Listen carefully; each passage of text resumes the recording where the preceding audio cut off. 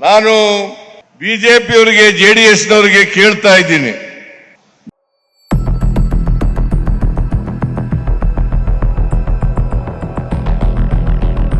ನೀವು ಆರೋಪಗಳನ್ನ ಮಾಡ್ತೀರಿ, ಸುಳ್ಳು ಆರೋಪಗಳನ್ನ ಮಾಡ್ತೀರಿ, ಸುಳ್ಳು ಅಪವಾದಗಳನ್ನ ಮಾಡ್ತೀರಿ.